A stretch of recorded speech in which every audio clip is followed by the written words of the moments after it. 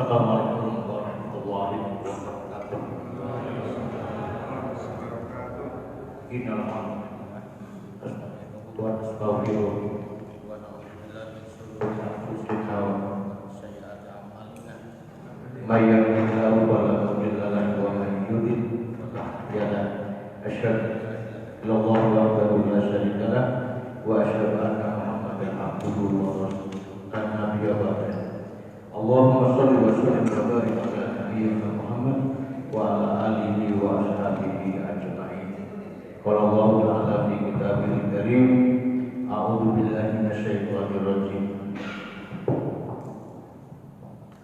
Alladzina idza asabahum musibah qalu inna lillahi wa inna ilaihi raji'un. Ulaika 'alaihim salawatun min rabbihim wa rahmah wa ulaika humul muhtadun. Shadaqallahul azim. Amma ba'du. Hadirin yang dimuliakan oleh Allah, jamaah Al-Hidayah.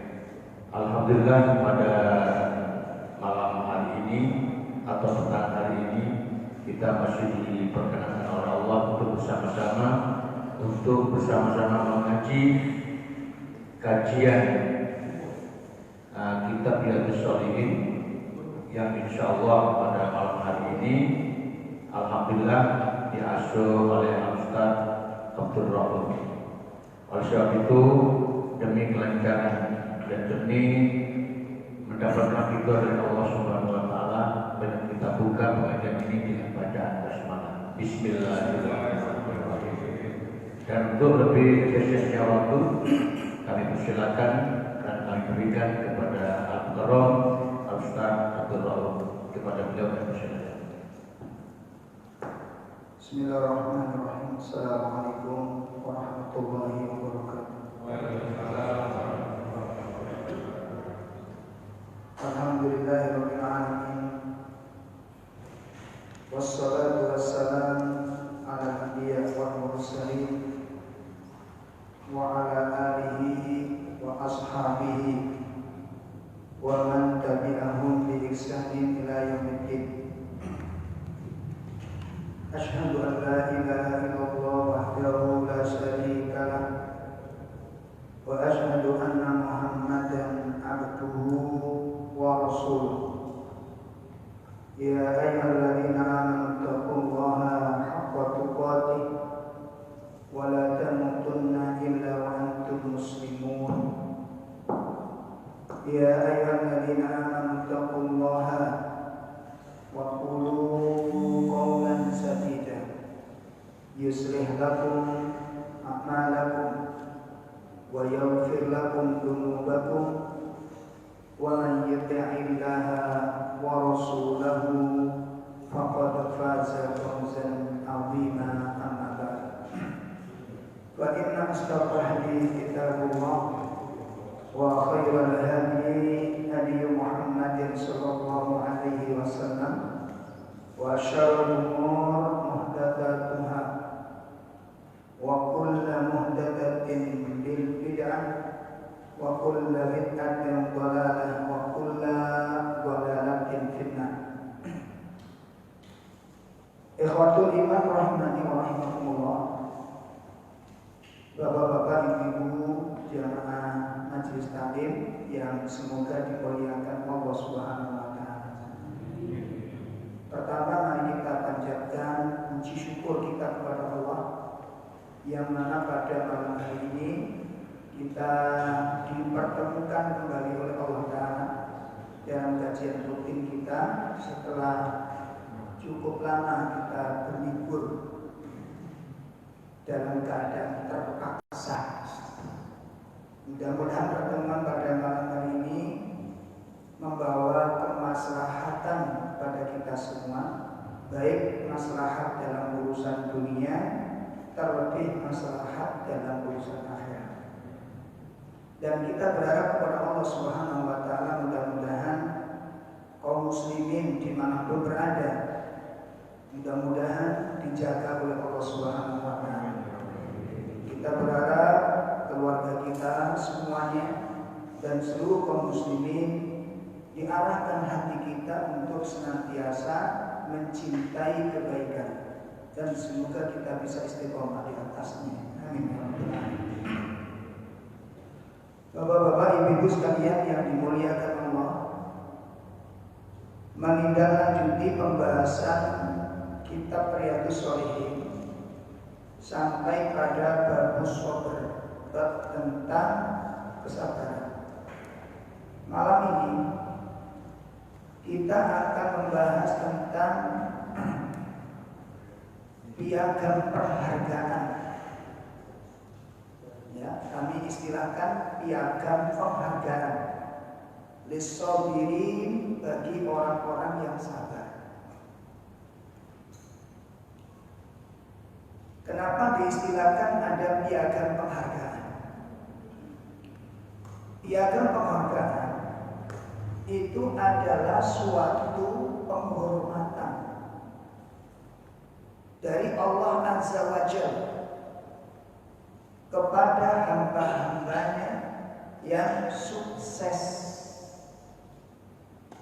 Penghormatan dari Allah Ta'ala kepada hamba-hambanya yang berhasil memiliki sifat kesabaran.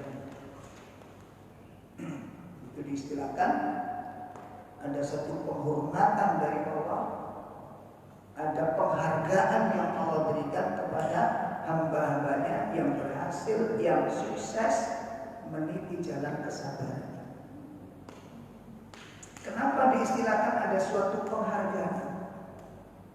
Kenapa orang-orang yang sabar diberi kemuliaan Allah Ta'ala?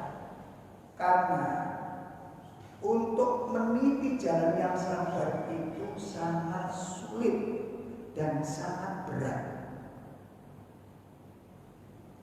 Sabar itu perkara yang sangat sulit dan sangat berat. Makanya materi sabar itu materi yang unik, Pak. Materi sabar itu kalau dibahas itu enak didengar. Gimana? Materi sabar itu materi yang paling sejuk, paling menyegarkan ketika dibahas. Kisah-kisah orang sabar itu sangat mengagumkan. Tetapi sabar ini merupakan perkara yang paling berat untuk dilaksanakan. Termasuk kita yang membahas materi sabar, walaupun ayatnya sudah kita ketahui, hadisnya sudah kita baca, bahkan sudah dihafal dan diulang-ulang pembahasan, belum tentu kita yang sudah mengikuti program pembahasan sabar ini setelah selesai pembahasan menjadi orang yang sabar. Begitu. Belum tentu. Makanya Nabi SAW mengistilahkan, Nabi SAW menyebutkan as-sabru diya. Sabar itu sinar. Sabar itu apa? Sinar. Nabi menyatakan nanti pada hadis pertama di dalam pembahasan bab sabar ini nanti ada kita temukan hadis itu. As-sabru diya. Sabar itu sinar. Nabi menyebutkan di situ as-salatu nurun was-shadaqatu burhan was-sabru diya. Nabi mengatakan salat itu cahaya, sedekah itu bukti, sabar itu sinar. Nabi menyebutkan salat itu dengan istilah cahaya. Nabi mengistilahkan sabar itu sinar. Apa perbedaan cahaya dengan sinar? Apa bedanya? Dalam? Kalau sinar bukan cahaya. Kalau cahaya bukan sinar. Simpel kenapa? Kalau cahaya itu ada rasa kesejukan. Makanya Allah sebutkan bulan itu bercahaya. Kenapa? Karena sinarnya itu sejuk. Ada kesejukan di dalamnya. Sehingga sholat dikatakan cahaya karena di dalam sholat itu ada kesejukan. Makanya dianjurkan orang yang marah begitu hebat, kalau sulit dengan tundukan, jangan pakai sholat, hilang kemarahan. Gak mungkin sampai sholat sampai ngantuk, itu gak mungkin. Masa sholat sujud berkadung, itu gak mungkin. Ya. Wudu dulu, wudu itu sudah padam. Beda, makanya dianjurkan ibu-ibu, bapak-bapak kalau mau tengkar silakan, tapi usahakan sholat dulu. Kalau tukaran, sholat di sekron rakaat ya saya. Nah itu, sampean gak seneng nek orang senengane gak sido. Dan nek tukaran gak sido tuh gak seneng bener loh. Senengnya apa? Disidakno. Iku elek iku ndak sampean. Jadi diamuk gak iso kalian. Nah itu yang namanya sinar cahaya. Kenapa Nabi menyebutkan sholat itu sinar? Dan sinar ini cahaya yang di dalamnya mengandung rasa panas. Makanya disebutkan matahari bersinar, bulan bercahaya. Karena sinar matahari dengan sinar cahaya itu beda, dengan sinarnya bulan beda. Kalau sinar bulan itu membawa kesejukan, sinar matahari itu ada rasa panasnya. Kenapa disebut karena orang-orang yang sabar itu menahan beban yang sangat berat, yang itu menjadikan panasnya di dalam dada kita. Saya dipahami, sampai delok wong sing muring-muring nek ngempet anggetan sampai delok menggus. Nggih kan? Nafas itu terasa berat. Makanya kalau orang itu sering-sering marah, itu gampang loro, sesek. Loh, percaya makan sampean. Dan itu bisa kita lihat.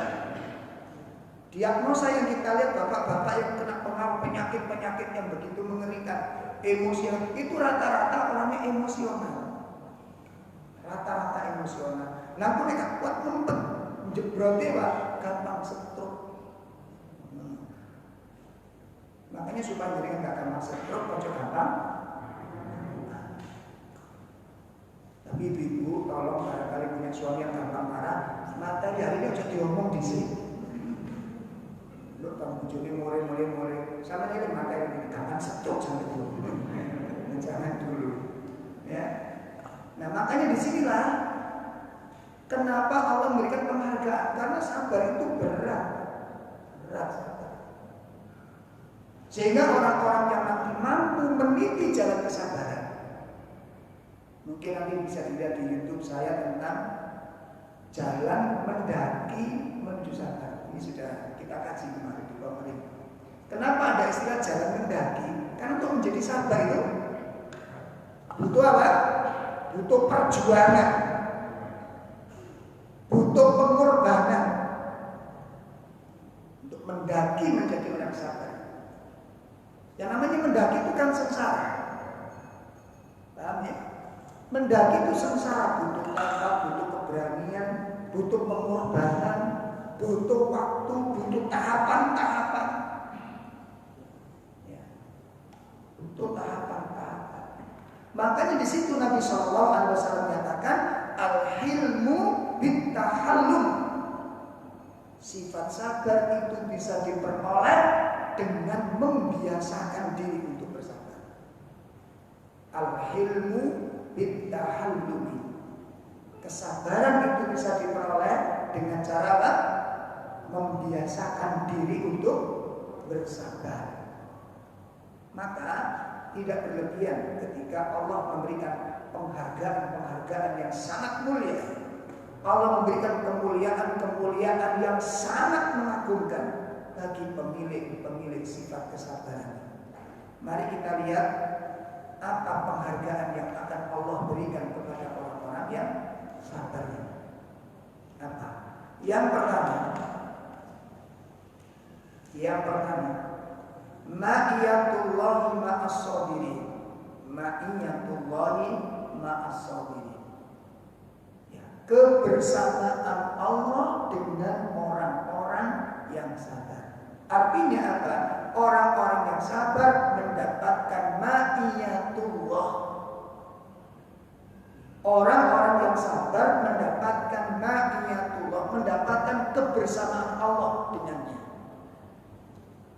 Nah, perlu kita ketahui bersama bahwa ma'iyatullah, kebersamaan Allah kepada hamba, Kebersamaan Allah itu ada berapa? Ada dua macam. Yang pertama sifatnya umum. Umum itu baik orang yang soleh maupun orang yang durhaka. Jadi Allah bersama dengan mereka, Allah bersama dengan kita. Nah, istilahnya demikian. Itu sifatnya umum. Nah, kalau ma'iyatullah yang sifatnya umum itu meliputi apa? Meliputi pengetahuan. Meliputi apa? Pengetahuan, meliputi pendengaran, meliputi pengawasan. Itu kebersamaan Allah kepada hambanya secara umum. Secara umum. Kita bisa lihat di dalam surat 58 ayat 7. Surat 58 ayat 7. Surat Al-Mujadilah atau Al-Mujadalah. Sudah ketemu ya? A'udzu billahi minasy syaithanir rajim. Alam tara anna Allah ya'lamu ma fis samawati wa ma fil ardh ma yaqumu min najwa thalathatin illa huwa rabi'uhum wa la khamsatin illa huwa sadisuhum wa la adna min dhalik wa la akthara illa huwa ma'ahum aina ma kanu thumma yunabbi'uhum bima 'amilu yawmal qiyamah inna Allaha bikulli syai'in 'alim. Tidaklah kamu perhatikan bahwa sesungguhnya Allah mengetahui apa yang ada di langit dan apa yang ada di bumi. Tiada pembicaraan rahasia antara tiga orang melainkan dialah yang keempatnya, dan tiada pembicaraan antara 5 orang melainkan dialah yang kelima, yang keenamnya yang melahirkan, dan tiada pula pembicaraan antara jumlah yang kurang dari itu atau lebih banyak, melainkan dia adalah ada bersama mereka dimanapun mereka berada. Kemudian dia akan memberitakan kepada mereka pada hari kiamat apa yang telah mereka kerjakan. Sesungguhnya Allah Maha mengetahui segala sesuatu. Di ayat yang menjelaskan Allah bersama manusia itu di situ disebutkan illa huwa ma'ahum aina makan, melainkan Allah bersama-sama dengan manusia di mana saja manusia itu berada. Perhatikan, inna illa huwa ma'ahum. Allah bersama mereka, Allah menyertai mereka di mana saja mereka berada. Ini sifatnya umum, baik orang mukmin maupun orang kafir, baik orang yang taat maupun orang yang durhaka. Nah, yang dimaksud ma'ahum di sini, Allah menyertai mereka. Di sini maksudnya apa? Pengawasan Allah, pengetahuan Allah bersama-sama dengan hambanya, bukan zat Allahnya. Saya ulangi, bukan zat Allahnya, tapi yang menyertai manusia tadi apanya? Apa? Pengetahuan, ilmunya Allah, pengawasan Allah. Ini yang dimaksud kebersamaan Allah bersama hambanya secara umum. Jadi orang kafir, orang mukmin dipantau oleh Allah, dilihat bersama-sama. Jadi penglihatan Allah menyertai mereka, bukan zat Allahnya. Bisa dipahami ini? Jadi yang dimaksud ayat ini nanti bisa salah artikan. Ma'ahu bersama-sama mereka berarti Allah itu ada di mana-mana. Nah, kalau di mana-mana ini mengindikasikan bahwa Allah itu banyak. Sekarang kalau ayat ini dibawa ke pengertian bahwa zat Allah, jenengan ada di Malang, saya di Sidoarjo, yang satunya lagi di Surabaya, yang satunya lagi di Mojokerto, yang satunya lagi di Jawa. Allah menyertai Anda, berarti Allah ada di mana? Halo? Di mana-mana. Kalau di mana-mana berarti Allah ada. Jadi ma'ahum di sini itu apa namanya? Sifatnya, ilmunya, pengetahuannya dan pengawasannya. Seperti kita. Ya, seperti kita ada sinar bulan, sinar purnama. Ini aku berjalan bersama dengan bulan. Apa? Bulan mesti di samping kita. Yang dimaksud apa? Sinar bulan itu mengikuti kita. Coba dengar kalau jalan itu bulan itu kelihatan apa? Menyertai Anda, mendampingi Anda. Saya jalan sama anak saya. Lebih bulan ini kok mengikuti kita? Ya, anak saya mengatakan apa? Bulan mengikuti kita, belok dia ikut belok. Kita tadi di barat, dia tetap di situ. Apa kemudian kita katakan bahwa bulan itu berjalan-jalan? Hah? Apa bulan itu berjalan-jalan? Apa bulan itu berpindah-pindah? Tidak, bulan tetap pada tempatnya. Cuma karena besarnya bulan, luasnya area yang ditempuh oleh cahaya bulan, sehingga bulan itu seakan-akan menyertai kita. Itu bulan. Nah sekarang bulannya ada berapa? Itu baru makhluk. Bulan tetap ada di tempatnya. Tapi kita menyatakan saya berjalan bersama dengan bulan serta bulan ini senantiasa mengikuti saya terus. Nah ini yang dimaksud dengan ma'iyatullah, kebersamaan Allah kepada hambanya secara umum itu meliputi orang-orang kafir dan orang-orang mukmin. Dalam hal ini adalah ilmunya, pengetahuannya dan pengawasannya. Nah, adapun secara khusus kepada orang-orang yang soleh. Jadi ma'iyatullah secara khusus, kebersamaan Allah secara khusus. Innallaha ma'as sabirin, innallaha ma'al muttaqin. Allah bersama orang-orang yang sabar. Allah bersama dengan orang-orang yang bertakwa.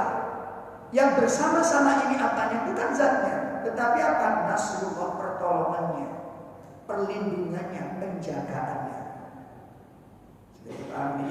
Jadi kalau pengertiannya innallaha ma'as sabirin, sesungguhnya Allah bersama-sama dengan orang yang sabar. Maka yang dimaksud kebersamaan Allah dengan orang yang sabar ini apanya?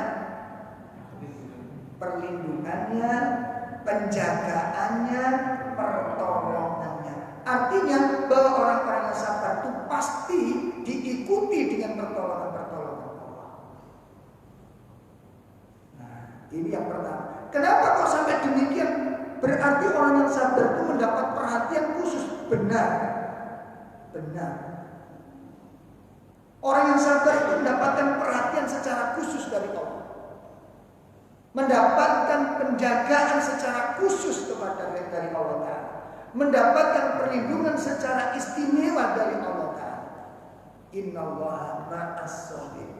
Makanya orang-orang tua dulu itu kalau nasihati anak-anaknya, yang mungkin ketika bertengkar kemudian saudaranya sewenang-wenang, apa nasihatnya? Wisnu sing sabar. Gusti Allah itu rasare. Artinya apa? Melihat siapa yang dolim dengan siapa yang tidak. Dan tidak mungkin Allah menyia-nyiakan orang yang sabar. Bapak-bapak, seperti tadi saya katakan, ibu-ibu yang berbahagia, sabar itu berat. Kenapa Allah menyertai orang-orang sabar dengan pertolongannya ini?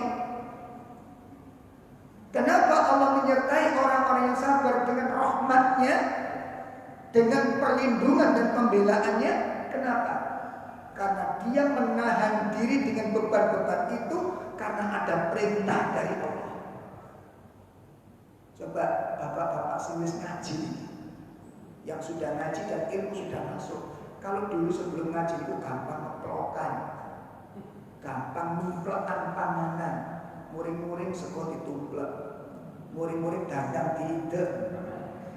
Ono orang dulu ada, insya Allah bukan di dalam masjid.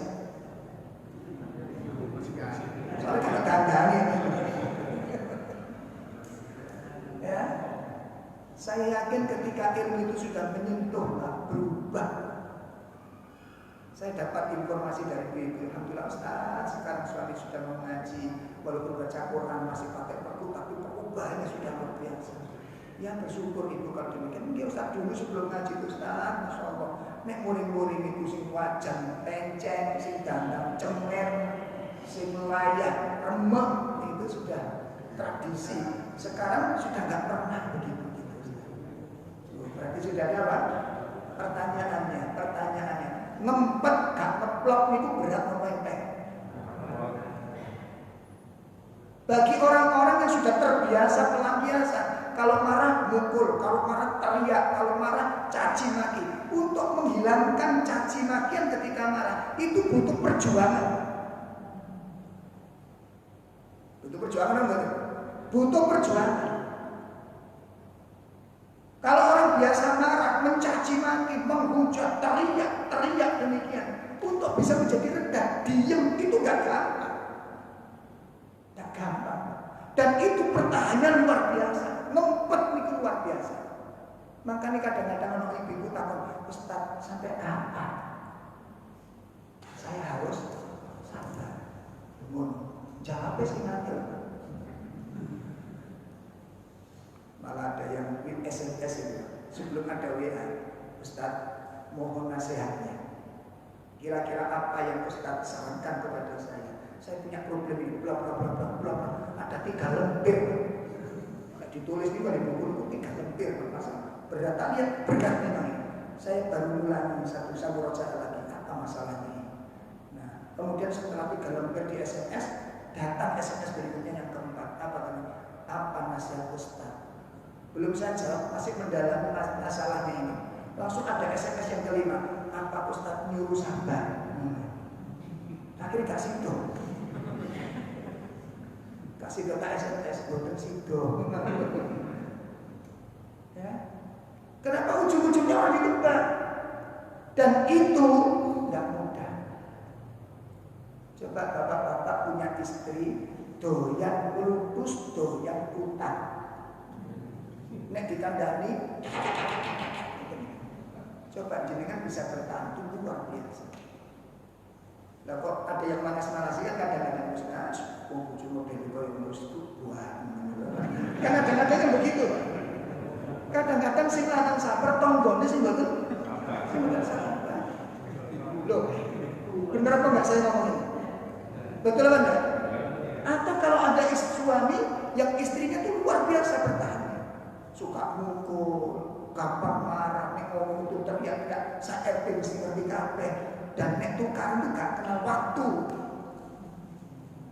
Ya, dan buruk sekali akhlaknya, ditambah lagi medit, Masya Allah. Tonggo ini pas gak terima ini. Biasanya nanti kalau misalnya ngenes ketinggalan yang buju model ini.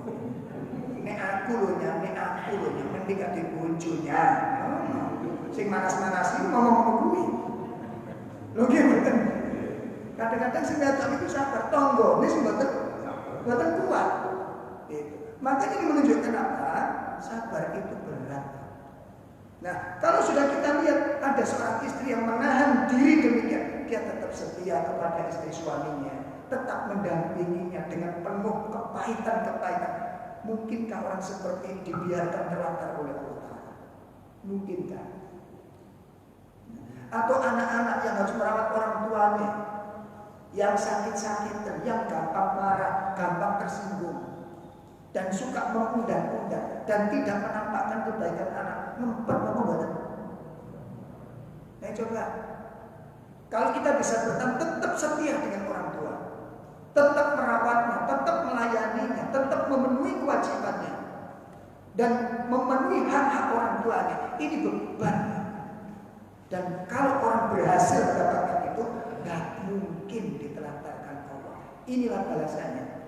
Allah mengatakan di dalam surat Al-Baqarah pada ayat 153, Allah katakan Innallaha ma'as-sabirin.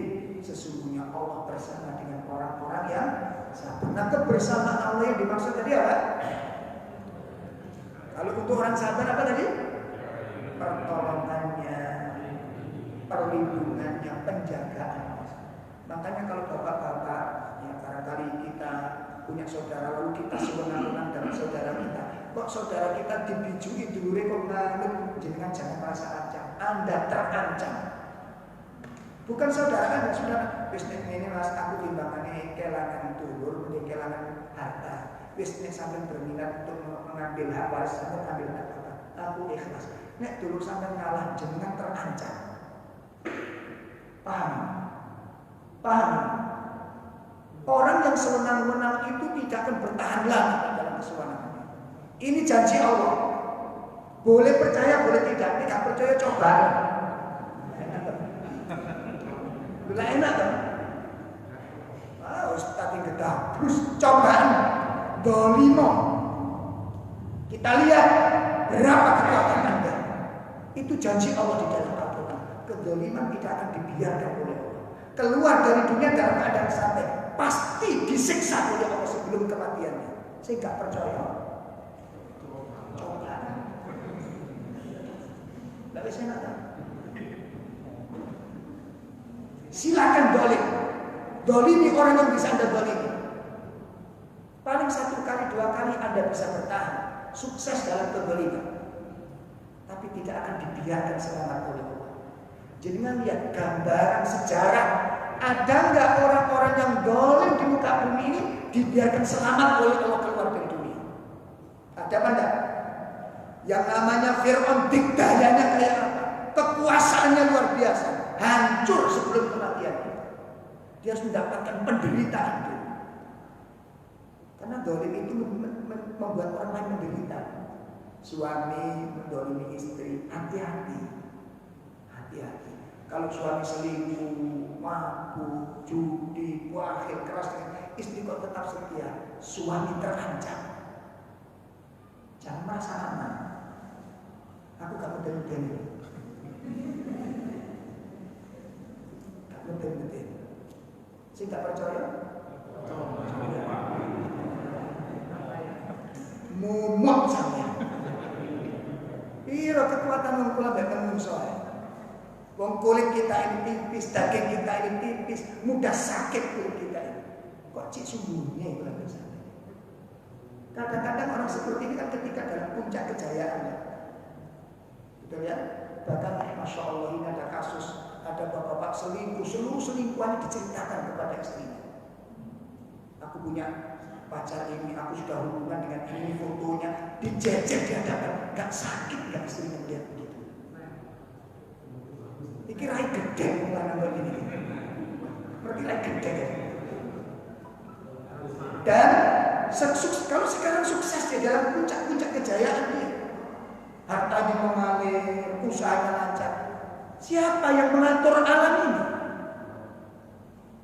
Siapa yang mengatur Anda rezeki kuat, tubuh Anda? Berapa kekuatan tubuh Anda ini? Kedoliman dilakukan, tidak akan bertambah. Saya katakan kalau ibu bersabar dalam hal ini, dan itu berat. Iya Ustaz. Terus apa yang harus saya lakukan? Sampai kapan saya bertahan? Yang sampai kapok di bujuni. Makanya sekarang kalau ada orang curhat-curhat, jangan saya suruh sabar. Jarang, karena saya dicelak juga. Ibu sing sabar enak terus tak lakoni ngomong. Lah ngomong turun dicelak aku menang.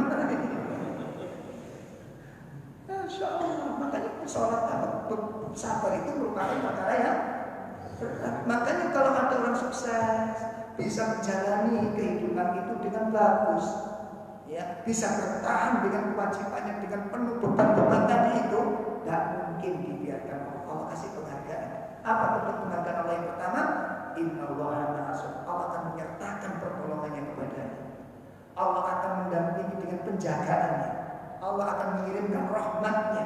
Allah akan mengirimkan perlindungannya. Tidak mungkin orang yang bisa bertahan karena aku disuruh, karena Allah menyuruh kita sabar. Ya kalau dulu saya nggak tahu ilmu, saya akan purik, saya akan pergi dari rumah. Ada ibu-ibu yang dulu itu kalau belum ngaji itu Pak, suaminya ngamuk, dia langsung goek. Al-minggat. Tapi begitu setelah ngaji dia bertahan di situ, dan itu berat. Saya katakan itu berat. Seperti kita diuji oleh anak-anak kita, dan kita tetap menyantuni anak-anak kita. Ini kan beban berat. Mantu kita, saya sehingga greget anak saya cinta kepadanya demi kebaikan anak saya dan keluarganya. Ngalah mertuanya. Ini kan berat. Siapa bilang ngalah itu ringan? Cinta sih ngomong Pak. Ngalah itu berat namanya. Berat. Makanya ada orang mengatakan, sampai kapan Ustaz saya harus mengalah? Mbok. Nah terus begini. Sampai kapan saya harus mengalah? Masa saya harus mengalah lagi? Pertanyaan-pertanyaan itu sering apa enggak di dalam hati kita? Halo? Ibu-ibu? Menang ini. Enggak berkecamuk nih. Berat, siapa bilang itu ringan? Sulit, siapa mengatakan itu mudah? Makanya ketika orang bisa menjalani kesabaran ini, Allah tidak akan sia-siakan kesabaran. Pedihnya hati dibayar mahal oleh Allah. Sakitnya jiwa itu dibayar mahal oleh Allah. Apa itu? Ma'iyatullah.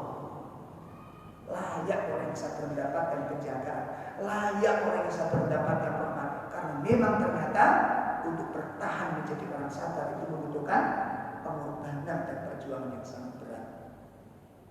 Insya Allah ini Pak, ini sakit disuruh sabar itu kan berat. Iya betul.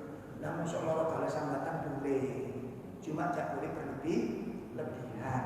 Contoh, kalau saya sakit Pak perih, ya sudah gitu aja sambatnya. Oh coba, kau yang ditunjuk, sampai tahu tak ditunjuk. Kok iso bandingkan ditunjuk dengan itu sama itu loh. Wis tahu ya sebenarnya. Lah ini yang namanya apa? Berlebih-lebihan. Nggak suka cemut-cemut ditutup palu, wis tahu banget. Lo kecuali sama itu kan ditutup orang tua, tiang. Oh tahu Pak aku ditutup orang tua, kok ini rasanya bener gitu loh. Karena pernah Anda mengalami, pernah belum tahu ditutup palu kok sambil bandingkan tahu. Rasanya kok ditutup palu itu piye? Oh geger keluar kan atau ditendangi polisi. Lo kecekalannya apa? Itu kan apa namanya tadi? Apa namanya? Berlebih-lebihan terus popok dan kabeh. Ya wis itu aja, sudah capek semua sudah selesai.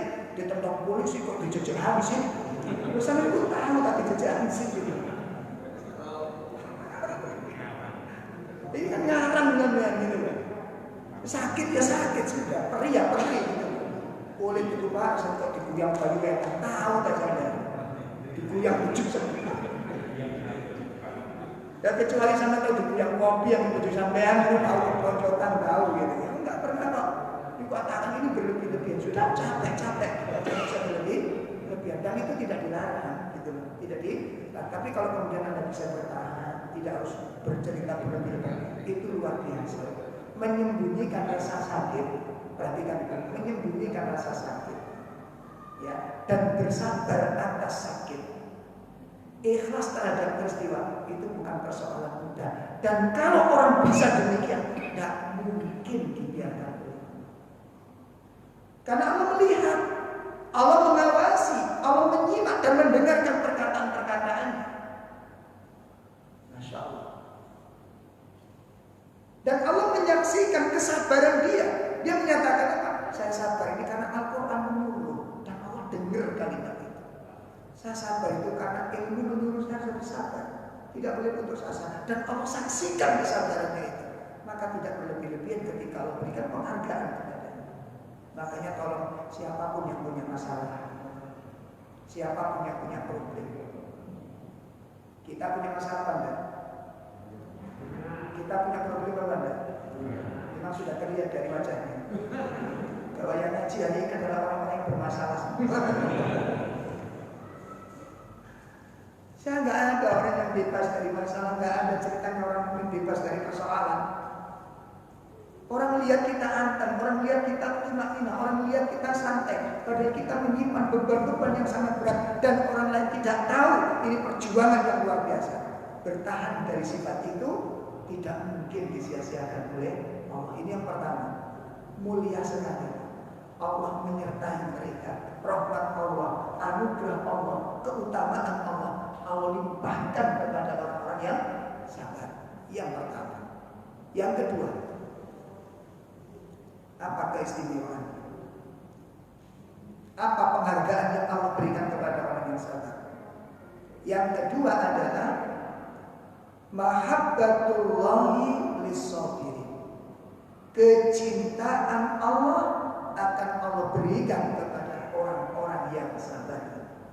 Orang yang sabar mendapatkan cinta dari Allah, dan ini lebih tinggi lagi dari kedudukan. Insyaallah Allah mendengarkan, Allah mengenal nama kita. Allah sebutkan hal ini di dalam surat Al-Imran pada ayat 146. Kita lihat surat 3 ayat 146. A'udzu billahi minasy syaithanir rajim. Wa ka'ayyin min nabiyyin qatala ma'ahu ribbiyuna katsir fama wahanu lima asabahum fi sabilillah lima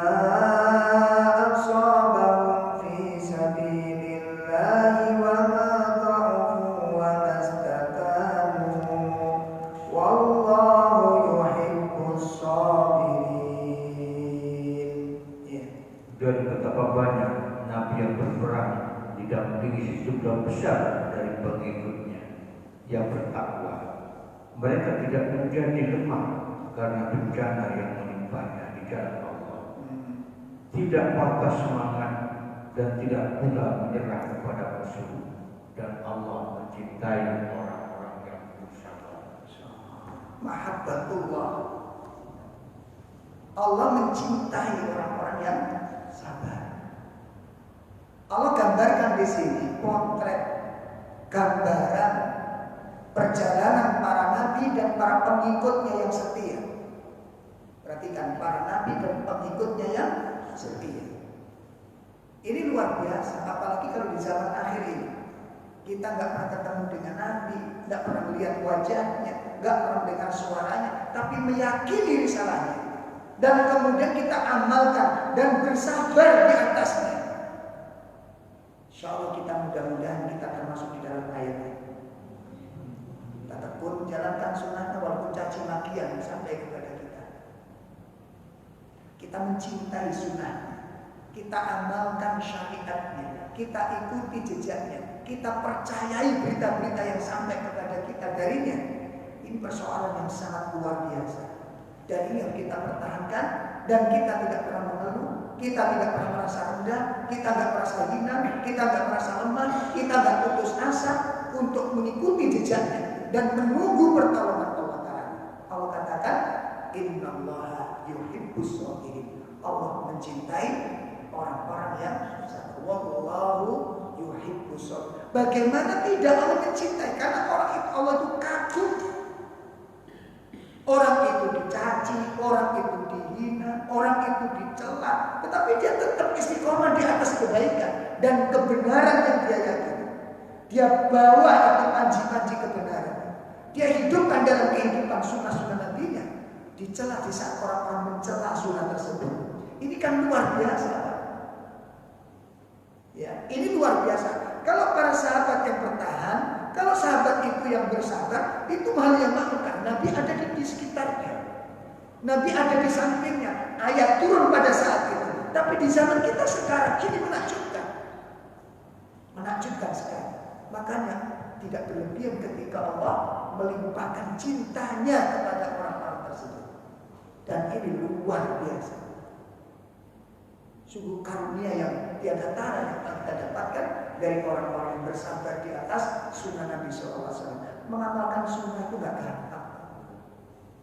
Ya. Karena untuk berubah jadi lebih baik, kalau kita itu biasa-biasa saja gitu ya, berjiwa pramuka lah, sana senang sini senang. Ya, taat dia maksiat oke, ngaji ya karaoke jalan. Ini jiwa apa? Kalau lagunya pramuka kan bisa ini senang di, nggak usah terus nih. Artinya kan begitu, artinya dalam kondisi apapun kita nggak mungkin kan di sini. Ya. Dan ini merupakan suatu usaha yang berharga di hadapan Allah, suatu usaha yang bernilai di hadapan Allah SWT. Untuk bisa baca ayat ini tadi, berapa banyak para nabi dan pengikutnya yang bertakwa, berperang mengikuti nabi tersebut, tetap sabar di dalam syariatnya, tidak merasa lemah dengan ujian-ujian yang datang kepadanya, tidak putus asa dengan persoalan-persoalan yang menimpanya, bertahan, dan Allah melihat pertahanan itu, maka Allah mengampuninya dan Allah takjub kepadanya dan Allah mencintainya. Endingnya apa? Kalau Allah mencintai seorang hamba, Allah panggil malaikat Jibril. Masya Allah. Kalau Allah mencintai seorang hamba, Allah memanggil malaikat Jibril, lalu diberitahu, ya Jibril, sesungguhnya aku mencintai si fulan ini. Aku mencintai si fulan. Maka aku tetapkan kepadamu, hendaknya engkau mencintai si fulan ini, dan perintahkan kepada seluruh malaikat yang ada di langit untuk mencintai si fulan ini. Coba bayangkan, seorang diri yang tekun di dalam beribadah, seorang hamba yang mungkin kelihatan lemah di tengah masyarakatnya, terkucilkan di tengah-tengah komunitasnya, lalu dicintai Allah sang pemilik alam ini, dicintai malaikat Jibril dan seluruh malaikat disuruh oleh Allah untuk apa? Mencintainya. Dan Allah menjadikan kekasih kepadanya. Ini keutamaan yang kedua, insyaallah. Makanya kesabaran itu indah. Kesabaran itu mengagumkan. Ya, maka kita berupaya untuk menjadi orang-orang yang sabar dan berdoa nanti kepada Allah. Ya Allah, anugerahkan kepada Bapak kesabaran. Allahumma afrigh alaina sabran wa sabbit aqdamana. Ya Allah, curahkan kepadaku kesabaran dan berikan keteguhan hati kepadaku. Teguhkan jiwaku, teguhkan keyakinanku. Allahumma afrigh alaina sabran. Nanti akan kita bahas bagaimana cara bisa mendapatkan apa? Kesabaran. Baik, ini penghargaan yang kedua. Penghargaan yang ketiga, ya. Apa penghargaan yang Allah berikan kepada orang yang sabar yang ketiga? Shalawatullahi wa rahmatuhu wal hidayah ala sabirin.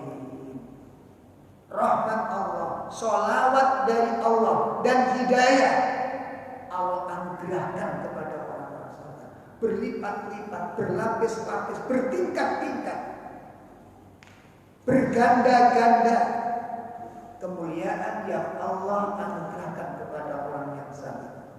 Allah katakan di dalam surat Al-Baqarah pada ayat 155 sampai 157. وَلَنَبْلُوَنَّكُمْ بِشَيْءٍ مِّنَ الْخَوْفِ وَالْجُوعِ وَنَقْصٍ مِّنَ الْأَمْوَالِ وَالْأَنفُسِ وَالثَّمَرَاتِ وَبَشِّرِ الصَّابِرِينَ الَّذِينَ إِذَا أَصَابَتْهُم مُّصِيبَةٌ قَالُوا إِنَّا لِلَّهِ وَإِنَّا إِلَيْهِ رَاجِعُونَ أُولَٰئِكَ عَلَيْهِمْ صَلَوَاتٌ مِّن رَّبِّهِمْ وَرَحْمَةٌ وَأُولَٰئِكَ هُمُ الْمُهْتَدُونَ. Dan kami pasti akan menguji kamu dengan sedikit ketakutan, kelaparan, kekurangan harta, jiwa, dan buah-buahan. Dan sampaikanlah kabar gembira kepada orang-orang yang sabar, yaitu orang-orang yang apabila ditimpa musibah, mereka berkata, Inna lillahi wa inna ilaihi raji'un. Sesungguhnya kami milik Allah dan kepadanya lah kami kembali. Mereka itulah yang memperoleh ampunan dan rahmat dari Tuhannya, dan mereka itulah orang-orang yang mendapat petunjuk. Ini Allah katakan sholawatullahi alaihi. Allah bersolawat atas mereka. Sholawatullahi ala nas.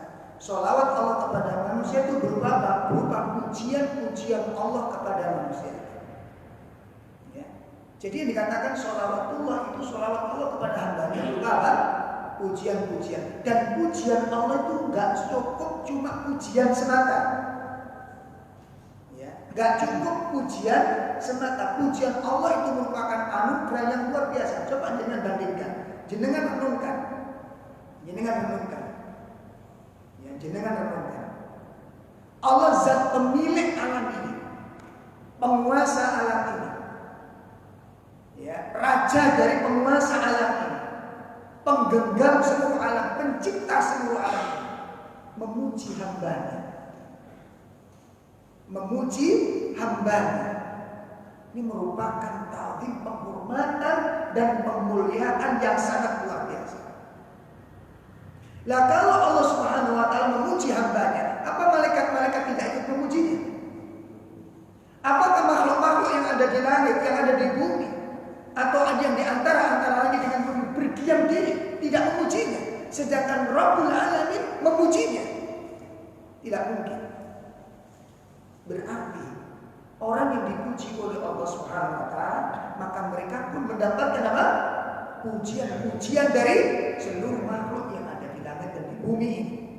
Bintang-bintang. Jadi kan lihat ketika Nabi menyebutkan keutamaan orang yang thalabul ilm.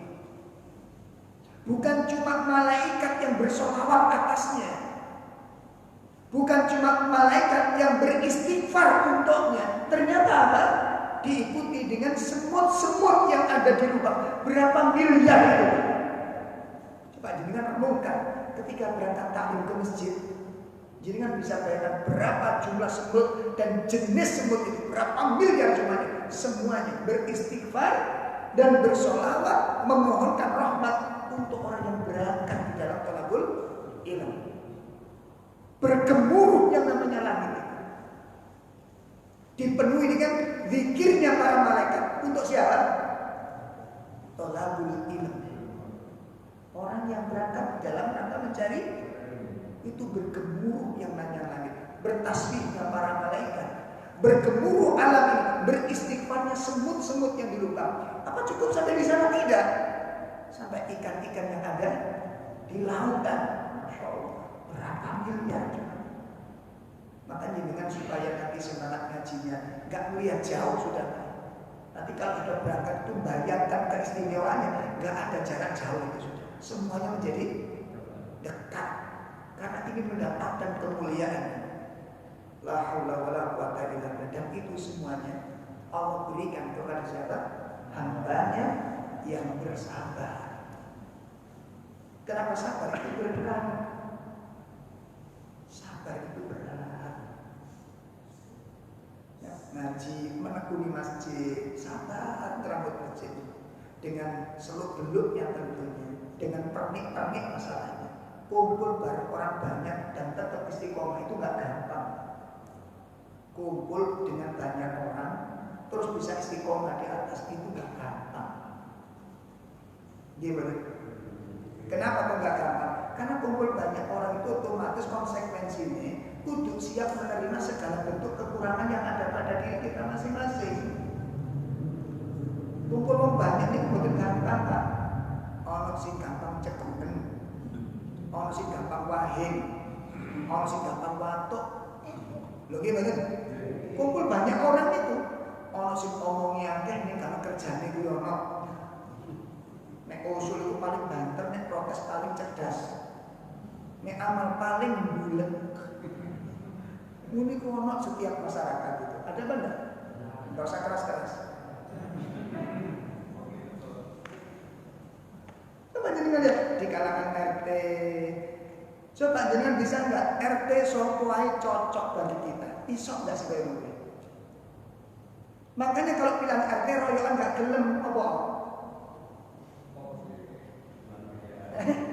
Ayo tak takoni kok dibilang RT royokan mundur, terus bener. Sampai sing dipilih gak iso aku nak aku lunga ya keluar kota. Walaupun tidak keluar kota di pemilihan itu. Menghindar. Kenapa? Jadi RT itu siap protes dari warga. Makanya wong sing model kayak ngene iki Pak sampe kayak RT model opo ae, gak tau cocok. Gak tau cocok.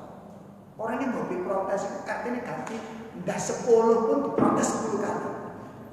Makanya yang paling bagus yang tukang protes itu dari RT pasti melarikan diri dia. Wis Pak, sampeyan, "Oh, ojo aku gak iso." Nek ngono ojo ngecemes ngono lho. Sampeyan RT iki jadi kurang kerja bakti. Nek RT iki jadi kerja bakti terus, RT iki jadi banyak-banyak iuran. Nek RT itu kemenangan, terus sapa sing cocok kanggo sampeyan iki? Nek sampeyan ojo aku ya. Ngono. Halo? Nek wong teko ketepaan. Tak ujar sampeyan. Enggak artinya begini loh. Sekarang kalau kita selalu cocok dengan kita, enggak ada. Sama dengan pasangan itu loh. Pasangan kita, orang bisa pasangan iso antem, iso tentrem. Apa selalu cocok? Apa harus selalu cocok? Tidak. Yang dibutuhkan itu apa? Ngalah sedikit demi kemaslahatan yang lebih banyak. Tolong dicatat. Mengalah sedikit demi kemaslahatan yang lebih banyak. Itu bisa kontinu bergabung dengan banyak orang. Begitu.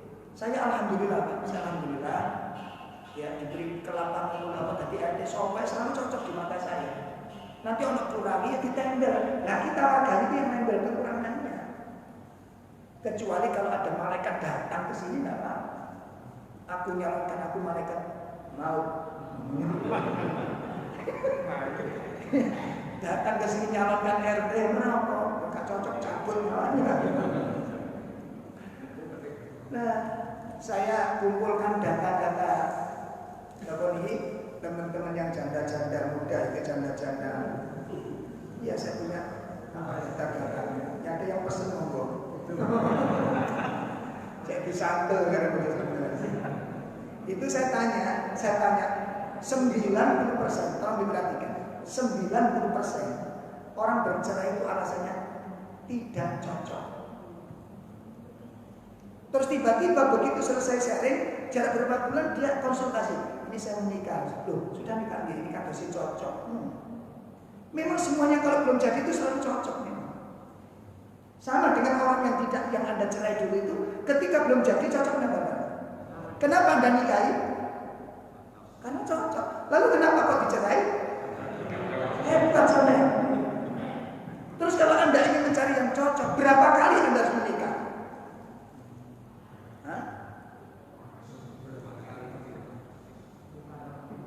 Masya Allah. Suami istri yang ideal itu bukan suami istri yang selalu cocok. Suami istri yang ideal, rumah tangga yang ideal itu bukan rumah tangga yang selalu. Karena kalau selalu cocok itu nggak ada ceritanya, Pak. Lawang sambel beda selera. Lo gimana? Sing lanang senengane asih, sing wedok senengane lowo. Jari sing wedok nyambel sampe sambel mau sambel koyo kolek. Soalnya nangis. Sambel aja beda. Warna sukaan beda. Ya kan? Coba orang ngumpulin mau bangun rumah dari kontrak ke kos, dari kos ke kontrak menikah. Ayo challenge. Waktu challenge itu rukun kerjasama bersatu padu, tidak ada masalah. Mas aku dididik tukangnya watu, Dek aku dididik tukangnya pasir, Mas aku dididik tukangnya wesi, Mas aku dididik tukangnya aku. Terus begitu sudah jadi bentuk rumah, model rumah tukaran. Gimana? Kenapa? Model itu ini pojok ini demo, ini gondol-gondol deh. Tengkar. Oke, akhirnya suami ngalah. Begitu ngalah, wis tadi wis blek, kari mencete warnane omah tukaran maneh. Dicetok Mas, ijo ojo ijo Mas, opo ijo? Oren jrek. Ngalah maneh. Bu, Bapak, Pak, boleh tanda jenengan dulu. Ini orang masalah itu biasa sih ngalah di situ. Bu, Bapak, saya percaya aja aku nonton. Bu, Ibu, ini orang masalah sih ngalah di situ. Oh Ibu, ya ini sih nggak ada tukaran toko gimana? Ngerti ya sampai? Ya ini sih nggak ada kasar enak ngerti yang ini. Sing lanang ngakoni, sing lanang suka ngalah, sing wedok ngakoni, sing wedok suka.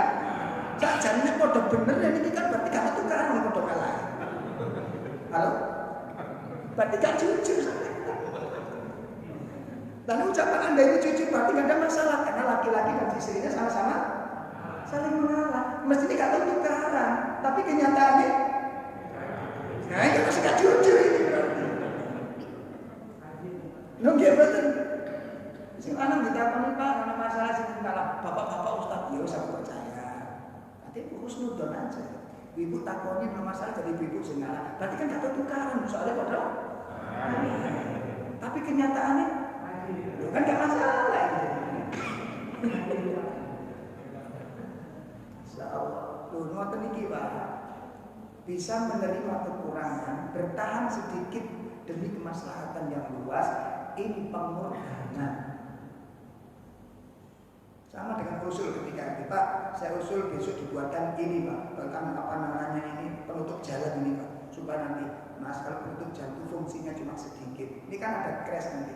Yang satu ingin dibuatkan, yang satu nggak setuju karena manfaatnya sedikit. Ini kan crash nanti. Dan kalau udah begini Pak, kalau tidak dituruti bukan suatu kemudorotan. Saya dipahami. Kalau ternyata pertimbangan-pertimbangan yang lain manfaatnya di kegunaan di fungsinya begitu ditimbang ke sana sudah ngalah sedikit demi kemaslahatan yang lebih banyak. Sama dengan kita dengan di istri di rumah. Enaknya rumah bijak apa? Sudah. Makanya kalau saya di rumah itu selalu ngalah. Cetok kopi terserah kuning gimana? Mataku cocok setiap warna. Ya, nah ini bapak-bapak ibu sekalian yang dimuliakan Allah, keistimewaan yang ketiga, Allah memberikan sholawat, Allah memberikan rahmat dan Allah memberikan hidayah kepada orang-orang yang sabar. Yang keempat, ya. Yang keempat, penghargaan yang Allah berikan kepada orang sabar. Doman nasr. Allah menjamin memberikan pertolongan kepada orang-orang yang sabar. Dijamin oleh Allah untuk mendapat pertolongan dari Allah. Nah, ini diperhatikan dengan baik. Di sini nanti kita akan bertanya atas tauhid. Apalagi kita saat ini menjalani agama di abad-abad sekarang ini berat sekali. Ya, isu yang dilontarkan kepada kita yang tekun beragama itu buruk sekali. Malah kalau kita ini orang yang tekun, orang yang rajin, orang yang serius, dikatakan itu tanda-tanda dan ciri radikal. Lah itu remon ini. Kalau orang yang tekun, orang yang taat, orang yang patuh, orang yang soleh merupakan bagian dari benih-benih radikal. Lah terus apa kita yang jadi preman semua? Ya, menghilangkan kesopanan, menghilangkan ketawaduan, malahan menghilangkan ketaatan. Apa demikian yang diharapkan? Ini kerusakan dari akal-akal manusia. Ini jiwa-jiwa yang sakit, akal-akal yang sakit, yang punya pandangan seperti ini. Dan itu sedang terjadi. Makanya kita diuji dengan ujian yang berat. Apa kita diam? Tidak, kita bersabar. Sabar itu bukan berarti dia mengusahakan, menunjukkan ke dunia ini bahwa orang-orang yang taat kepada Allah, syariat Allah ketika dijalani itu tidak mendatangkan musibah, tapi justru mendatangkan rahmat kepada umat. Perintah di dalam Al-Quran semuanya mengandung rahmat. Larangan di dalam Al-Quran semuanya mengandung rahmat. Kalau perintah itu dijalani, larangan dijauhi, yang mendapatkan kebaikan bukan cuma umat Islam saja. Dijamin. Bukan cuma umat Islam yang mendapatkan kebaikan. Sekarang ayo dibandingkan. Dalam Al-Quran nanti bisa kita lihat di dalam kitab Ushulul Iman yang ditulis oleh Syekh Al-Utsaimin rahimahullah ta'ala. Ya, kitab Ushulul Iman. Beliau ketika memetik sebuah ayat di dalam surat An-Nahl. Surat An-Nahl surat berapa? 16-nya.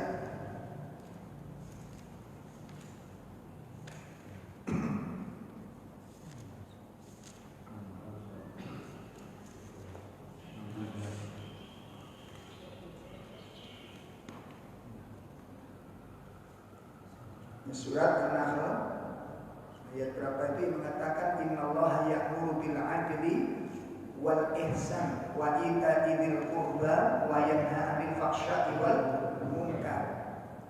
ayat 90. Ya, surat 16 ayat 90. Dan ini pesan yang sering dibaca oleh khotib-khotib di atas mimbar menjelang khutbah terakhir.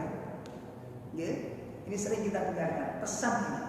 Jadi yang dibaca khotib itu Pak menjelang selesai yang sering kita dengar, innallaha ya'muru bil 'adli wal ihsan wa ita'i dzil qurba wa yanha 'anil fahsya'i wal munkar wal baghi ya'idukum la'allakum tadhakkarun. Ya, silakan dibaca. Sesungguhnya Allah menyuruh kamu kepada adil dan berbuat kebajikan, memberi bantuan kepada kerabat, dan Dia melarang melakukan perbuatan keji, kemungkaran, dan permusuhan. Dia memberi pengajaran kepadamu agar kamu dapat mengambil pelajaran. Baik, kita lihat di situ. Ada 3 perintah, ada 3 larangan. Yang diperintahkan Allah, coba dengan simak. Yang diperintahkan Allah apa di situ? 1, Allah merintahkan kepada kita bersikap adil. Adil itu kepada semua pihak, baik rekan maupun musuh. Adil tidak boleh dipilih-pilih. Orang yang kita cintai maupun orang yang dibenci nggak boleh diperlakukan yang tidak adil. Itu ketika keadilan ditegakkan. Makanya Al-Quran mengatakan, wala yajrimannakum syana'anu qaumin ala alla ta'dilu. Jangan sampai kebencianmu kepada suatu kaum menjadikan kamu berlaku tidak adil kepadanya. Perhatikan, kebencian itu bisa menghilangkan sifat adil. Dilarang oleh Islam demikian ini. Gak peduli dia temanmu, gak peduli itu kerabatmu, gak peduli itu sahabatmu, gak peduli itu musuhmu. Ketika keadilan ditegakkan, maka semuanya mendapatkan sifat adil ini. Jangan sampai kebencianmu kepada suatu kaum menjadikan kamu berlaku. Sekarang pertanyaannya, kalau ini benar-benar ditegakkan, yang mendapatkan keberuntungan siapa? Hah? Yang mendapatkan maslahat dan kebaikan siapa? Semua manusia.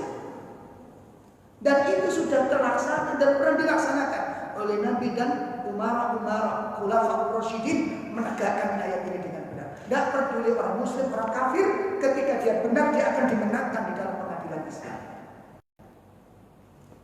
Bisa dipahami. Sejarah jangan sampai ditutupi. Sejarah harus dipelajari. Itu perintah yang pertama. Ketika adil betul-betul ditegakkan, tidak ada orang dirugikan, sekalipun dia kafir. Sangat dipahami. Yang kedua apa perintahnya? Allah merintahkan kita berbuat baik. Sampai Nabi mengatakan berbuat baik kepada orang berbuat buruk kepada Allah. Saat ini loh Pak, ada orang berbuat dolim, kita disuruh berbuat baik kepada dia. Ya, perbuatan sing elek itu dibalas kalau perbuatan sing itu diajarkan dalam Al-Quran dan itu nggak gampang melaksanakannya. Bagaimana? Coba kalau kita punya saudara mentang-mentang sombong, angkuh, congkak, semena-mena, lalu kita disuruh berbuat baik kepadanya. Apa kepada?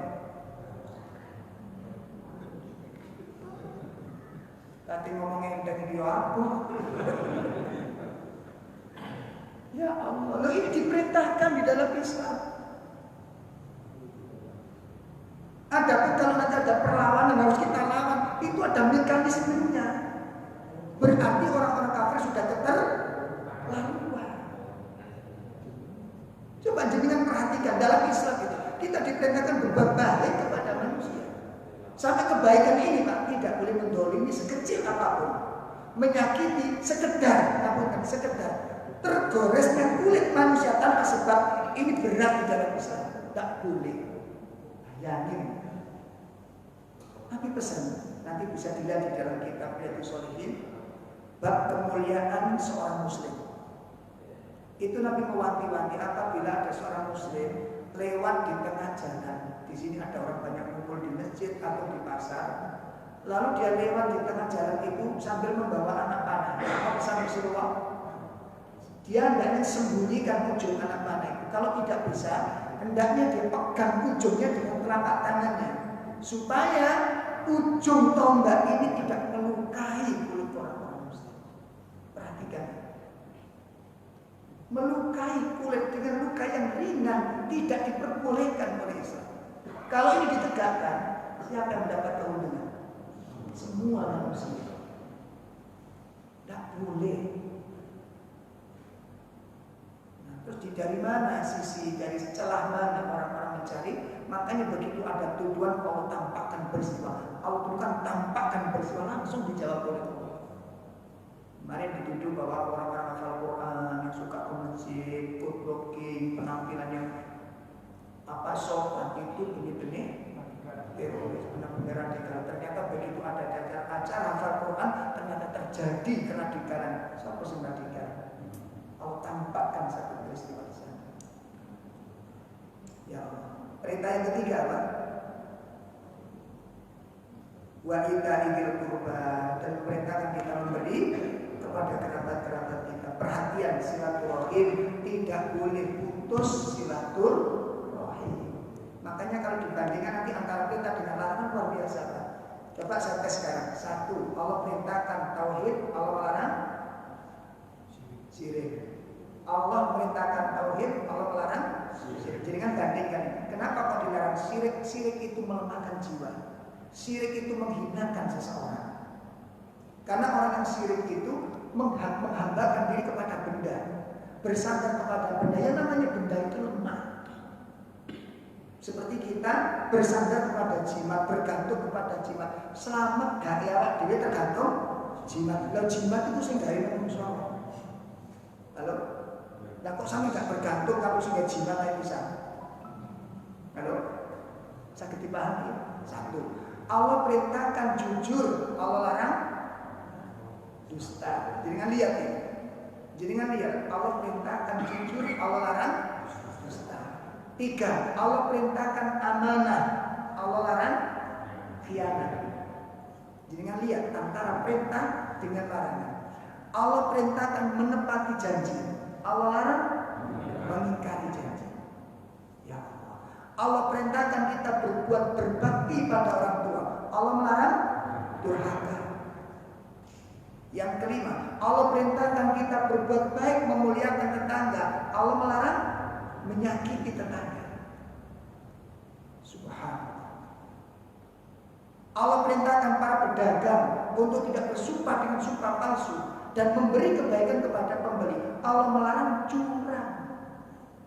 Coba kalau ini diterapkan, mana yang merugikan manusia? Mana yang menyengsarakan manusia? Tidak ada. Perintah Allah semuanya kebaikan, larangan Allah menyelamatkan manusia. Bisa dites, bisa ditulis, bisa didiskusikan. Islam itu memuliakan manusia. Nah ini membutuhkan apa tadi? Makanya kalau orang sabar di dalam syariat, sabar di dalam di atas sunnah, sabar di dalam tauhid, Allah tidak akan biarkan, Allah akan menolongnya dari gangguan-gangguan orang yang tidak menyukainya. Dan itu sudah ditetapkan oleh Allah Subhanahu wa taala. Mari kita lihat ayatnya. Ya di dalam surat yang ke-3 ayat 125 126. Ya. Surat Al-Imran ayat 125 126. Ya, Allah membantu kaum muslimin, Allah menolong kaum muslimin. Iya. Ya silakan dibaca terjemahannya langsung. 125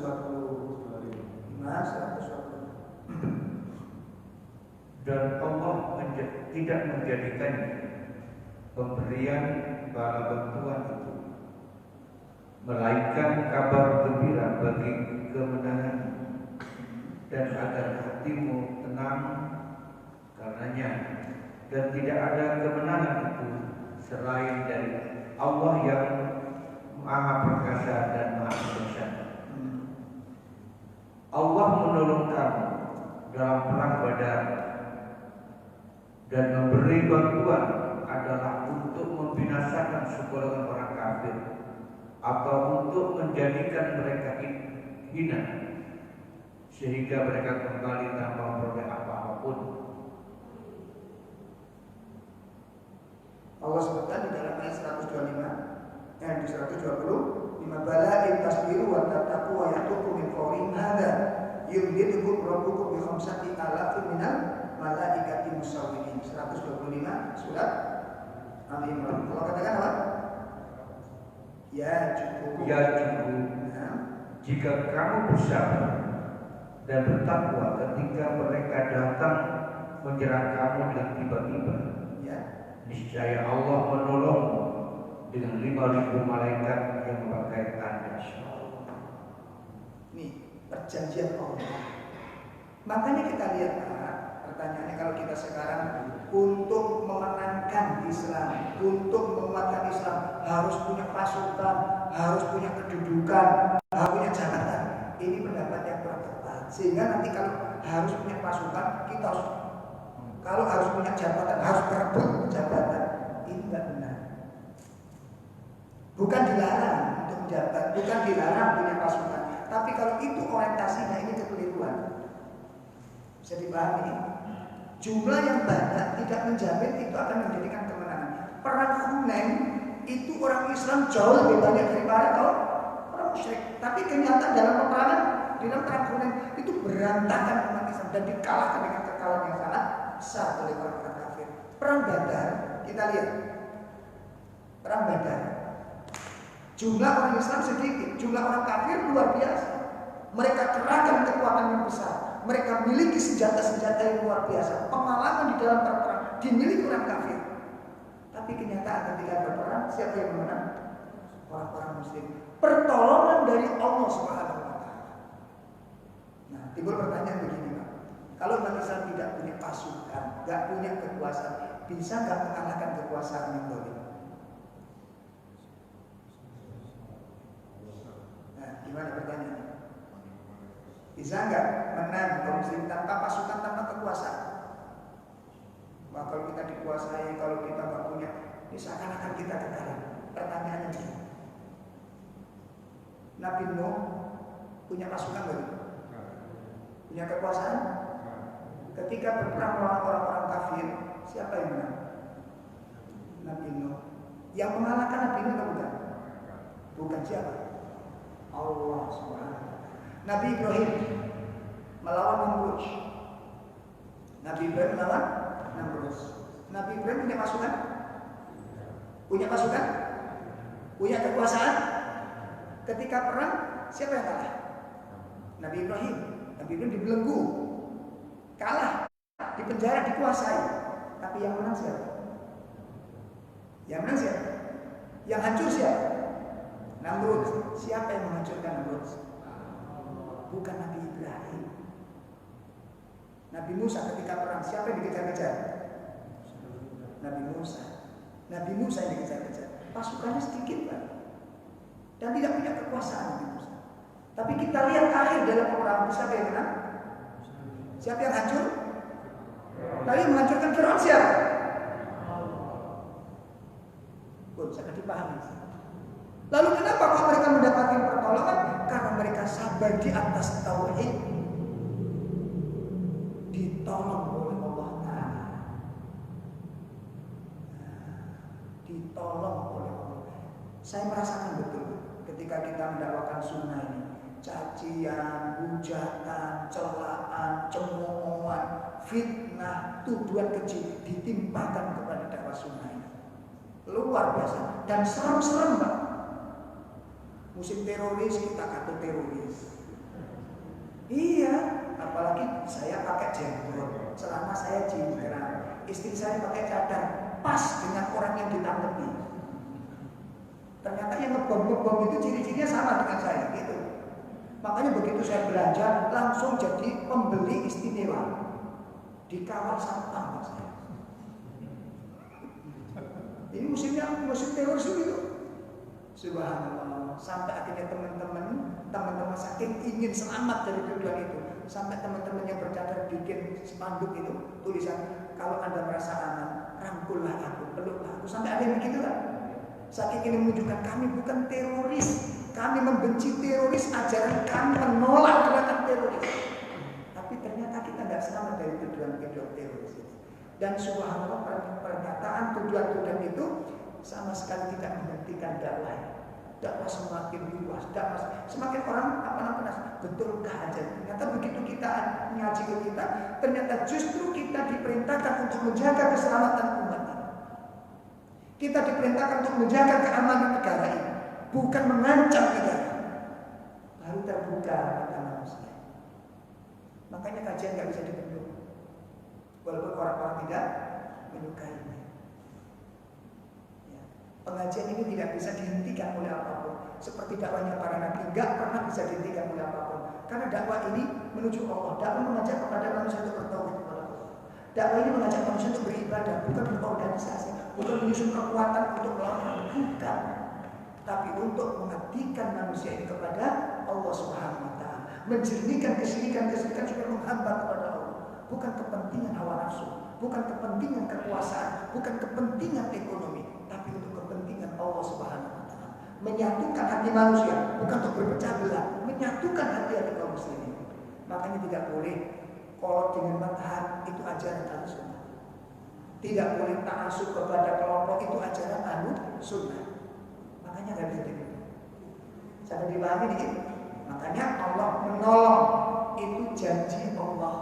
Makanya harus sabar. Paham ya? Saya kemarin diwawancara Ustaz ini, akhir-akhir ini banyak ustaz-ustaz, ulama-ulama yang diancam. Gimana pendapat Ustaz? Kami para dai nggak pernah ngurusi ancaman. Gitu. Kami cuek dengan ancaman itu dan kami terus mendapatkan jalan Allah. Kami lebih takut ancaman dari Allah. Kalau ada orang mengancam saya mau membunuh saya, apa dia itu malaikat maut? Oh, malaikat maut aja nggak punya rencana apa-apa untuk mencabut kecuali izin dari Allah. Nah nanti kalau ada orang merencanakan pembunuhan, bisa jadi mau berangkat mati duluan. Jadi kami nggak pernah mikirin masalah itu dan kami tidak takut dengan permasalahan itu dan kami tidak saling menuduh siapa dia, siapa pelakunya, enggak. Kami tetap menjalankan sunnah. Bisa dipahami ya? Makanya bapak-bapak juga demikian, tetap istiqomah di atas sunnah, tetap istiqomah di atas tauhid dan tetap istiqomah di dalam taklim kita. Insyaallah tolong karena Allah sudah menjanjikan Allah akan menolong orang-orang yang sabar. Bisa dipahami ini? Ya, jihad kita ini jihad ilmiah sekarang. Kita sedang berjihad, tapi jihad ilmiah. Masyarakat kita butuh ilmu. Sekarang umat Islam itu Pak, turunnya lengger. Sampai lupa tentang agamanya. Tidak kenal itu syariat agamanya sendiri. Nah kalau mengobati begini bagaimana? Ya taklim. Makanya dakwah sunnah mengedepankan dakwah taklim, dakwah ilmiah, jihad ilmiah, dan itu yang dilakukan oleh Nabi SAW di awal-awal untuk membangun kekuatan umat dan keselamatan bangsa ini. Ilmu. Gitu loh. Kita ngajari anak-anak yang kita ajari nggak boleh durhaka sama orang tua, nggak boleh curang, nggak boleh menyakiti tetangga. Itu ajaran kami. Mana yang merugikan, mana yang merusak, mana yang mengancam. Kalau seandainya jadi pedagang nggak boleh merugikan pembeli, nggak boleh dan itu dibenci oleh syariat kami. Mana yang mengancam? Nah ini keistimewaan yang keberapa? Yang keempat. Sekarang yang kelima, apa keistimewaannya orang-orang yang sabar? Yang kelima, mendapatkan tempat-tempat tertinggi di surga. Masya Allah. Mendapatkan tempat-tempat tertinggi di surga Allah. Surat Al-Furqan, Surat Al-Furqan ayat 75. Surat Al-Furqan ayat 75. Sudah ketemu? Ulaika yujzaunal ghurfata bima sabaru wa yulaqawna fiha tahiyyatan wa salama. Nah, surat 25. Surat 25 ayat 75.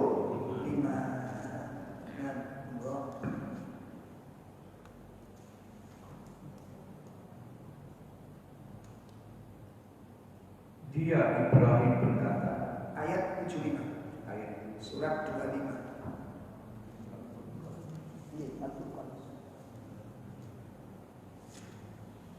Ulaika yujzauna al-ghurfata bima sabaru. Ya. Ayat 75.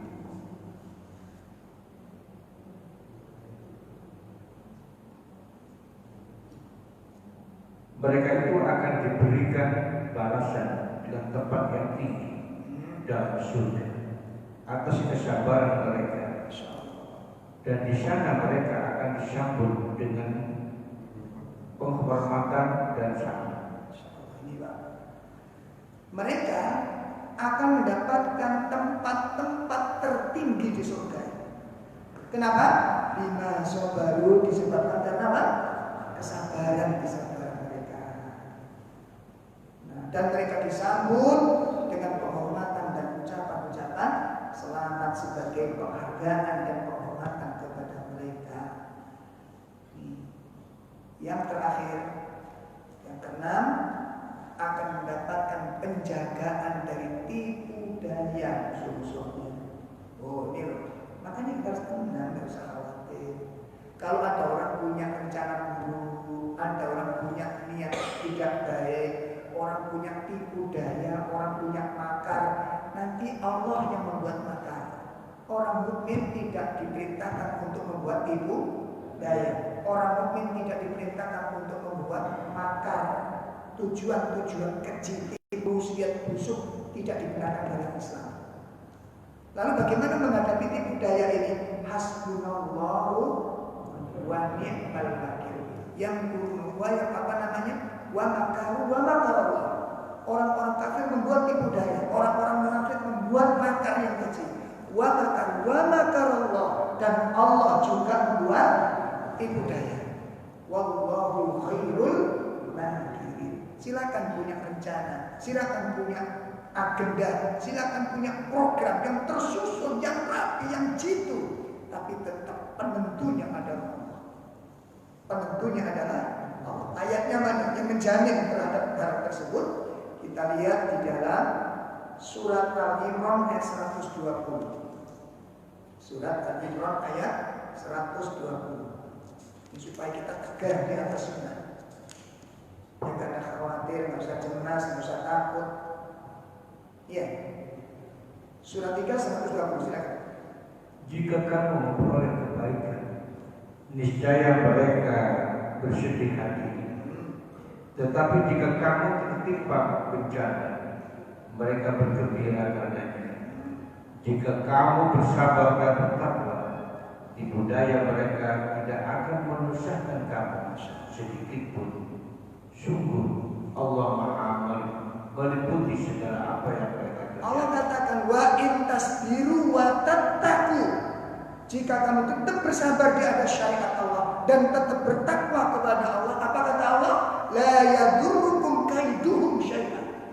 Tipu daya mereka sedikit pun tidak akan membahayakan kamu. Kita ingat pelajaran yang bisa kita pegang. Kisah Nabi Musa alaihissalam. Di mana Fir'aun, ini saya tidak mencontohkan pimpinan sekarang jadi Fir'aun, enggak ya, jangan salah paham, enggak sama sekali. Ya. Kalau dia merasa begitu ya salah diri rumah sono. Tapi saya nggak bermaksud ke sana. Ini pelajaran kisah Nabi Musa. Murni kita ambil contoh ini supaya apa? Kita menguatkan akidah kita. Coba kita lihat Fir'aun yang mendapat bisikan dari tukang sihir.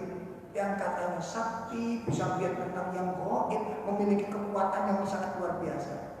Atas hasil nujum mereka menemukan sebuah isyarat bahwa nanti akan ada bayi yang lahir dari orang Bani Israel yang ditafsirkan akan menggulingkan kekuasaan Fir'aun. Bayangkan, ini yang membisik-bisik siapa?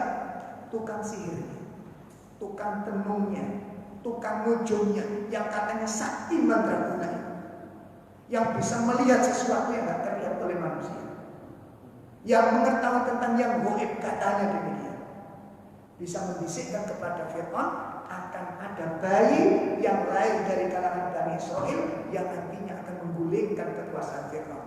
Sehingga untuk menyelamatkan kekuasaan dari ancaman sang bayi dibuat sebuah undang-undang negara. Gak main-main ini. Undang-undang negara di mana di saat itu ditetapkan ditetapkan bayi yang lahir dari orang Bani Israel, kalau laki-laki wajib dibunuh, dan ini undang-undang yang dibuat. Berapa ribu bayi tidak berdosa untuk mencari satu bayi. Subhanallah, bayi yang ditakuti, bayi yang dicari justru hidup di rumahnya Fir'aun. Sopo sing ngatur? Kemana ilmunya tukang sihir itu? Sudah paham? Kemana kesaktiannya tukang nujum ini? Kok nggak bisa melihat bayi yang membahayakan katanya? Bukankah dia punya ilmu kesaktian? Bukankah dia punya ilmu tentang yang gaib? Di saat Nabi Musa di dalam gendongan Fir'aun sedang cari bayi itu, padahal Musa di gendongannya. Wa makarallah wallahu khairul makirin. Ini yang dipegang oleh orang mukmin. Coba menurut akal Pak, sama gede diancam itu iso sembuh. Apa namanya? Mungkin Pak dicari, begitu saya dengan dicari, saya sembunyi berpura-pura jadi iso. Ini bayi, coba bayangkan. Iso apa bayi ini? Bisa dinalari? Sampai dipahami? Bisa apa seorang bayi? Tapi yang memiliki kekuasaan untuk mengatur ini Allah Azza wa Jalla. Ini dikuatkan oleh seorang mukmin. Tidak boleh gentar dengan suatu apapun. Sabar di atas akidah, dan mungkin dicelakakan oleh Allah. Makanya wa in tasbiru wa tattaqu la yadurrukum kaiduhum syai'an. Tidak akan membahayakan sedikit pun kepadamu tipu daya mereka. Itu janji siapa? Janji siapa ini? Kalau saya janji mungkin sama paro kelemak-kelemek menjadinya. Mungkin jangan aja tak percaya karena saya tidak punya kekuatan. Tapi Allah yang menggenggam, Allah yang mengatur, Dia penguasa seluruh alam. Lalu apa yang kita lakukan dari kekuasaan Allah? Nah, ini yang dipegang, makanya kesabaran itu akan datang pertolongan dari Allah Subhanahu wa Ta'ala. Nah, ini bapak-bapak, ibu-ibu, makanya jenengan yang sabar. Cuma ini kilo kuncinya kadang-kadang kita ini gampang pegel lah. Berarti pegel nih. Pulang pun kesel Ustaz, pun belum tahu pulang ini ngalah. Masuk pulang ini kudu ngalah sampai kapan? Jawabnya dia lah. Ini sudah mulai keraguan, berarti perhatikan ibu bapak. Pada saat kita mulai gerak, pada saat kita sudah mulai capek, pada saat kita sudah mulai putus asa, kita tidak sadar apa? Kita sukudon kepada Allah. Kita telah melakukan suatu kesalahan besar. Apa itu? Sukudon. Mana letak sukudonnya? Letak sukudonnya di mana? Cari Gusti Allah itu nolong dia, cuma gak ngomong kan ngomong. Halo? Mana Ustaz buktinya bertahun-tahun pun sabar 3 tahun. Nasi nonton itu Gusti Allah mbak, duduk pulau. Cuma kan ini muncul pertanyaan sampai kapan? Itu kan menunjukkan tanda-tanda sudah mulai capek dan mulai ketidakpercayaan dengan janji Allah. Gak sadar, gak terasa ada satu sifat yang sangat buruk menimpa kita, yakni sukudon kepada Allah. Katanya Allah menolong orang sabar, katanya menolong orang beriman. Dan dibukti yang pulau ini tambah sore, tambah sengsara, tambah tahajud, tambah menderita. Mana janji Allah? Ini kan berarti pribon. Was hati-hati sifatnya, hati-hati sifatnya. Makanya nanti insya Allah bulan depan kita akan belajar bagaimana cara kita mendapatkan kesabaran. Ada langkah-langkah, dan kalau ibu-ibu laksanakan cara-cara itu, karena ini menurut Al-Quran dan Sunnah. Cara-cara itu mengikuti Al-Quran dan Sunnah. Kalau kita pegang erat-erat dan penuh keyakinan, insya Allah Anda dipilih oleh Allah menjadi orang yang tangguh di dalam menghadapi setiap persoalan. Ya, bagaimana caranya? Bulan depan jalan. kalau dibahas sekarang nanti jenengan gak sabar pikir sama-sama soalnya. Maka untuk belajar menjadi orang sabar harus demikian materi kita malam ini. Kurang lebih mohon maaf yang sebesar-besarnya. Kita akhiri dengan kafaratul majelis. Subhanallah wa bihamdihi, asyhadu an la ilaha illa anta, astaghfiruka wa atubu ilaik. Assalamualaikum warahmatullahi wabarakatuh.